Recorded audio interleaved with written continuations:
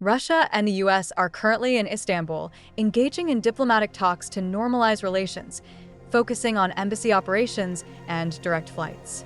Led by Russia's Ambassador Alexander Darchev and US Deputy Assistant Secretary Sanada Coulter, these discussions are crucial. Interestingly, the ongoing Ukraine conflict is off the table, allowing both sides to tackle pressing issues like diplomatic staffing and property restrictions that have long strained relations. While the talks are described as constructive, rebuilding trust is a slow and challenging journey.